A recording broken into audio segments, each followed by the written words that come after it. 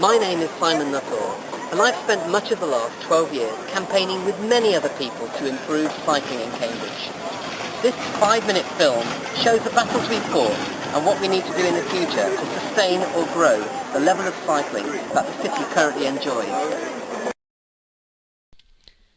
In this world-renowned international city, over 25% of journeys to work are by bicycle.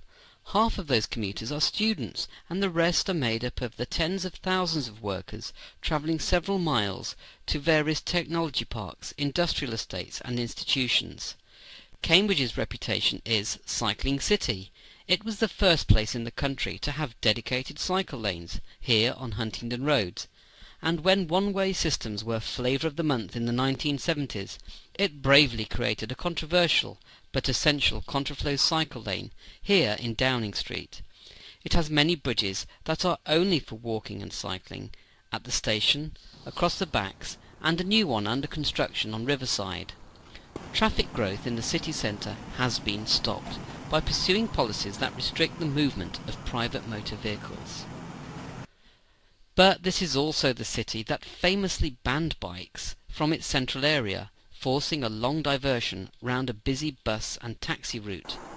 To make way for fleets of more buses, the city then tried to push cyclists off the road and onto pavements where they faced parked cars, pedestrians, vehicles backing out of driveways, and most importantly, loss of priority at side roads. The bicycles attached to railings in the city centre create a picture postcard image of the quiet academic town, but belie the extreme shortage of secure cycle parking that makes cycle theft the highest volume crime. The spread of the central area cycling ban to Fitzroy and Burley streets triggered the creation of Cambridge Cycling Campaign, which rapidly grew to become one of the biggest membership organisations in the city.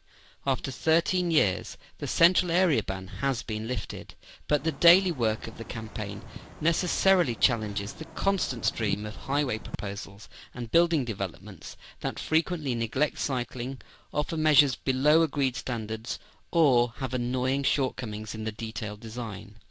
Within the City Council, the cycling issue seems to be party political.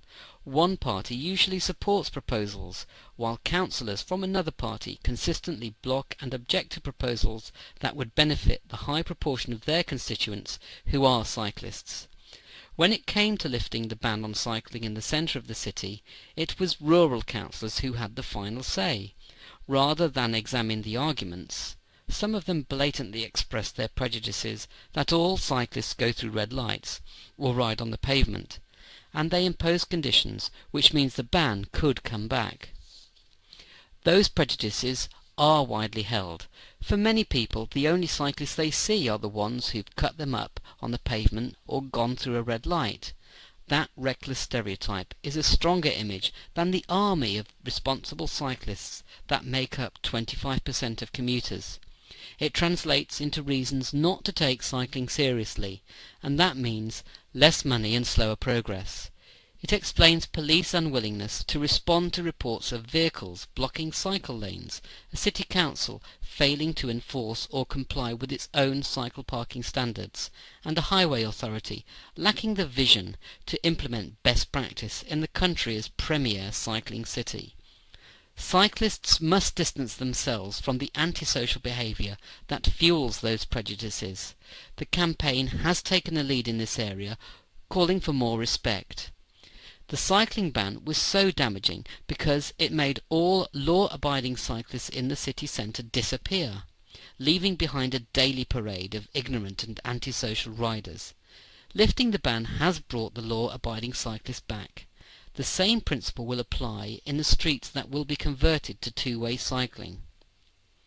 In 12 years of campaigning, the biggest achievements have been the lifting of the ban on cycling in the city centre, the adoption by the councils of a strategy to promote walking and cycling, and keeping big projects such as the Chisholm Trail on the transport agenda. To take things further, the law-abiding rider getting to work efficiently and quickly must become the defining image of cyclists in the city.